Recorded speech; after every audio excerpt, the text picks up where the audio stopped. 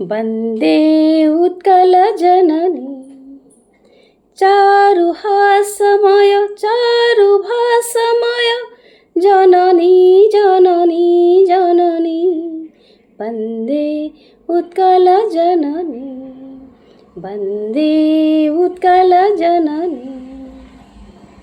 वीर प्रसवनी यही उत्कल माटी स्वर्णमता ता इतिहास महाप्रभु जार प्रतिटी निश्वासे ताकू के करिब शेष। ए उत्कल माटी वीर प्रसवनी सदा सर्वदा तार सुयोग्य संतान मानक पई धन्य हेउची एवं धन्य मद करिछि ता संतान मानक। भाषा बंचिले जाति बंचिब। आम भाषा ही आमर परिचय, आम साहित्य ही आम संबल।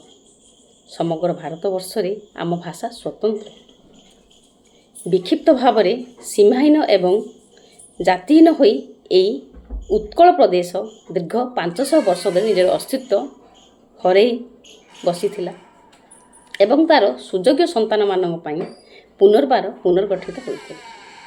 आज एही दिन एप्रिल 1 तारिख 1936 मसीह रे आम उत्कल एक स्वतंत्र प्रदेश रे मान्यता पाइथिला। तेणु आज दिनटी आम मानक पई प्रत्येक ओडिशावासी गर्व गौरव दिन अटे। महाप्रभु श्री जगन्नाथ हेउछंती आमर आराध्य ओडिशा जातिर ओडिशा प्राणर महा सी हेउछंती केन्द्रबिंदु। से महाप्रभु थाउ थाउ डर काहाकू भय बा काहाकू मधुबाबूंक स्वप्नर ओडिशा गोपबंधुक कर्मभूमि एई माटी आमर गर्व, एई माटी आमर अभिमान।